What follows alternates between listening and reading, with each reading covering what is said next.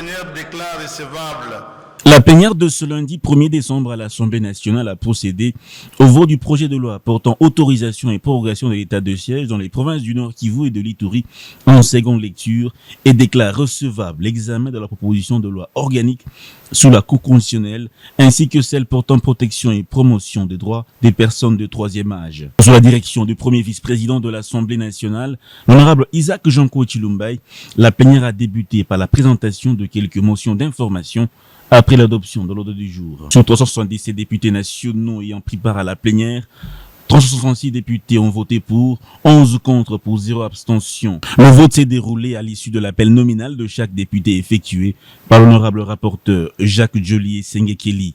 En effet, l'étape de l'analyse législative de fond de ces textes a été marquée d'abord par l'examen de la proposition de loi organique complétant la loi numéro 13/026 du 15 octobre 2013 et portant organisation et fonctionnement de la Cour constitutionnelle défendue par l'honorable Paul Gaspard Ngondankoy. Honorable président de l'Assemblée nationale, honorables membres du bureau, honorables députés nationaux, chers collègues.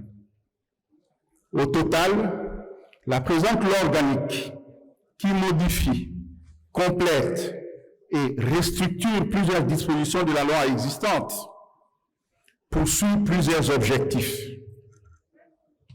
Il s'agit, primo, de clarifier certains concepts de base afin d'éviter des interprétations divergentes. Secondo, préciser la nature et la place de la Cour constitutionnelle afin de mieux comprendre son rôle au sein du pouvoir judiciaire. Tertio, renforcer les conditions de nomination des juges en insistant notamment sur les critères de leur connaissance et de leurs expériences dans le domaine du droit constitutionnel. Quarto, préciser les conditions d'organisation obligatoire du tirage au sort lors des renouvellements tertiaires et ternaires des juges. Ici, je ne l'ai pas dit tout à l'heure, le tirage au sort qui est prévu par la Constitution pour renouveler tous les 3 ans par tiers les membres de la Cour constitutionnelle est rendu obligatoire pour donner à cette exigence une double fonction qu'elle a.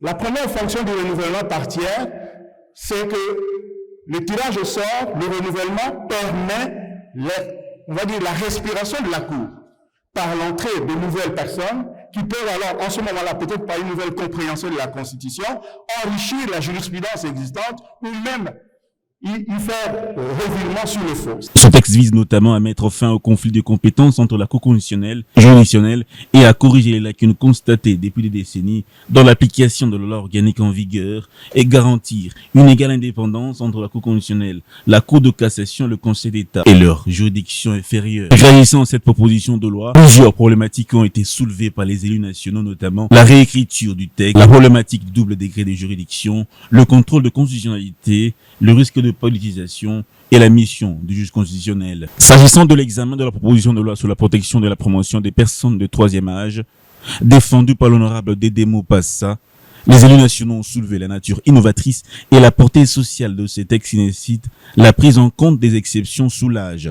En République démocratique du Congo, le projet de loi organique portant protection et promotion des droits des personnes du troisième âge vient en point nommé pour des raisons aussi diverses que variées, mais en gros enracinées dans un contexte culturel, juridique, politique et social particulier, caractérisé principalement au niveau national par une crise d'identité et de responsabilité citoyenne qui, du sommet à la base et dans un système global de l'organisation de la nation, révèle une fraction sociale insolite et un décalage sensible dans l'essence à donner à la participation de toutes les couches de la population au bien-être et à l'épanouissement commun.